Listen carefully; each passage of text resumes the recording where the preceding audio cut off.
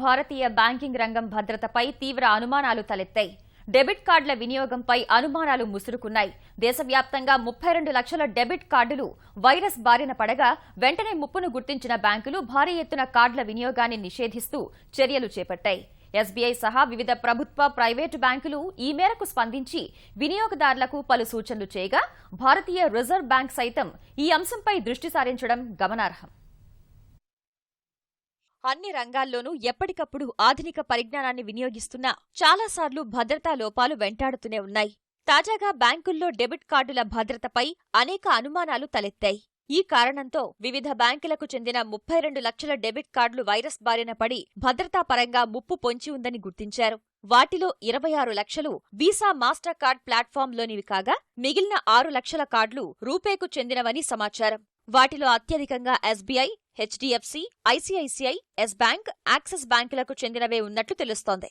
Debit కార్డుల భద్రతపై వార్తల నేపథ్యంలో తక్షణం స్పందించిన బ్యాంకులు చర్యలు చేపట్టాయి. ఈ మేరకే state bank of India SBI 6.5 లక్షల డెబిట్ కార్డులను నిలిపివేసినట్టు తెలుపగా యెస్ బ్యాంక్ సహా పలు బ్యాంకులు వైరస్ సోకిన ఏటీఎంలు ఎక్కడైనా ఉన్నాయేమో పరిశీలిస్తున్నట్లు పేర్కొన్నాయి. ఐసీఐసీఐ, హెచ్డీఎఫ్సీ వంటి బ్యాంకుల వినియోగదారులు తమ ఏటీఎం పిన్ నెంబర్లను మార్చుకోవాలని సూచించినట్లుగా తెలుస్తోంది. మరికొన్ని బ్యాంకులు పిన్ వివరాలను గోప్యంగా ఉంచాలని ఖాతాదారులకు సూచించాయి. దీనివల్ల స్కిమ్మింగ్, క్లోనింగ్ వంటి వాటిని నివారించవచ్చని పేర్కొన్నాయి. ఈ అంశంపై ఆందోళన నేపథ్యంలో ఆర్థిక సేవల అదనపు కార్యదర్శి జీసీ ముర్ముగం స్పందించారు.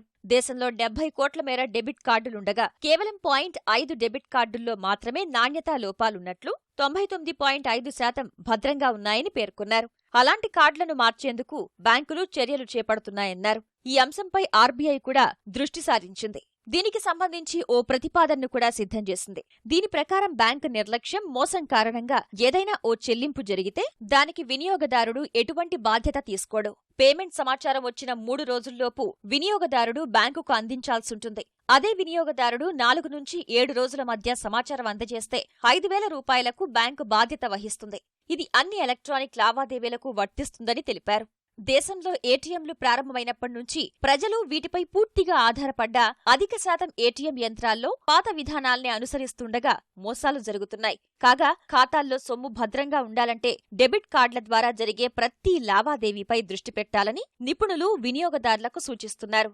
అనుమానాస్పద లావాదేవీలు జరిగితే వెంటనే అప్రమత్తం కావాలని, వేర్వేరు ఏటీఎం కార్డులకు వేర్వేరు పిన్ నెంబర్లను వాడాలంటున్నారు. ఫోన్లలో సమాచారం ఎవరికీ చెప్పొద్దని సూచిస్తున్నారు.